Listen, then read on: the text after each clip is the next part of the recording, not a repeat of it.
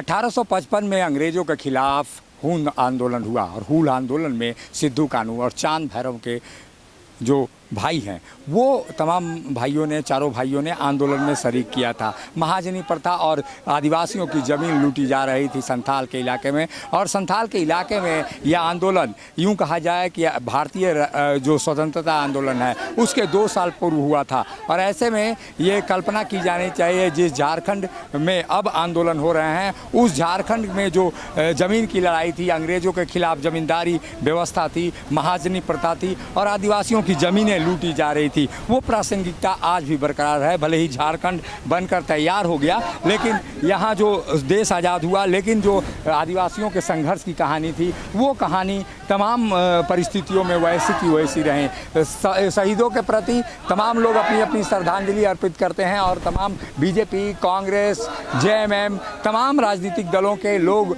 आते हैं और श्रद्धांजलि यहाँ पर प्रति 30 जून को दिया जाता है। और 30 जून का वो दिन है जब तमाम राजनीतिक दल इकट्ठा तो होते हैं, लेकिन राजनीतिक दलों ने ये शायद चूक हो गई कि जिन मूल्यों को लेकर सिद्धू कानू और चांद भैरव ने आंदोलन किया था अंग्रेज़ों के खिलाफ, वो आंदोलन आज भी जिंदा है। और जो आदिवासियों की ज़मीनें हैं वो आज भी सीएनटी और एसपीटी एक्ट होने के बावजूद भी लूटी जा रही हैं। जो संथाल में गरीबों की स्थिति है वो तमाम परिस्थितियाँ आज भी बनी हुई हैं। आप ये देख सकते हैं तस्वीरों में, एक तरफ जहाँ बीजेपी धरने पर बैठी हुई थी, वहीं आदिवासी जो छात्र संघ के लोग हैं वो लोग प्रदर्शन कर रहे हैं। यानी कहा जाए भले ही हूल दिवस प्रत्येक वर्ष मनाया जाता हो, लेकिन जो उनके जो मुद्दे हैं वो मुद्दे कहीं ना कहीं आज भी दिखाई दे रहे हैं। और जो जिन मुद्दों के लिए आंदोलन होता रहा वो मुद्दे आज भी है। आप देख सकते हैं तस्वीरों में रामेश्वर मुर्मू वो शख्स हैं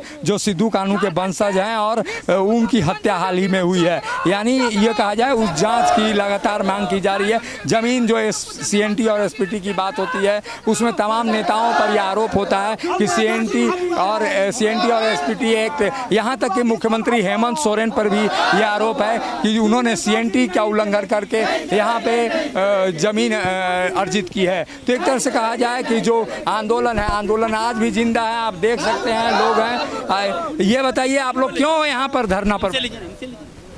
सर जैसे हम लोग जैसे कि हुआ है कि जैसे जो हम लोग जो रामेश्वर मुर्मू है उसके हत्यारों को जैसे जो होना चाहिए, वीर सपूतों को उसके वंशज है उनका सम्मान के, अगर हम लोग उसी का अगर वीर सपूतों के परिवार का सम्मान नहीं हो पा रहा, उसका सुरक्षा नहीं हो पाता, आम नागरिक का क्या सुरक्षा कर पाएगा? और जो हो गया उसका सीबीआई जांच भी होना चाहिए बहुत जल्द। जिस मूल्यों को लेकर सिद्धू कानू ने आंदोलन किया था, ज़मीन की व्यवस्था थी, ज़मीन उसके बाद कानून सीएनटी एसपीटी ये वगैरह बना, लेकिन आज भी नेताओं के द्वारा जो आदिवासियों की ज़मीनें हैं वो लूटी जा रही हैं। यहाँ तक कि मुख्यमंत्री को भी आरोपी बनाया गया है एक मामले में। जी हाँ, ये तो बात सही है, पर बहुत तरह से आरोप प्रत्यारोप लगते रहते हैं, पर इस पे अब आगे भविष्य में देखा जाएगा क्या है करके। नेक्स्ट क्वेश्चन पूछे ना।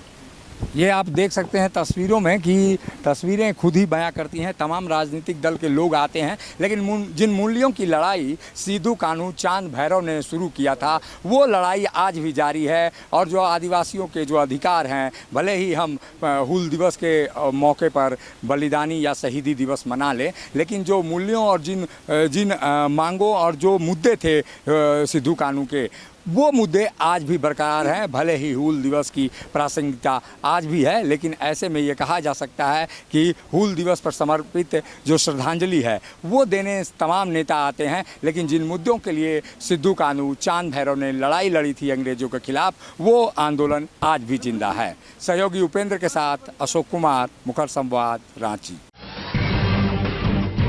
जब टूटती है आस, जब थकती है सांस, जब रूठते हैं अपने, मुंह मोड़ता है जमाना, जब अंगड़ाई लेता है संकल्प, फिर बनती है कहानी, बनते हैं अनमिट निशान।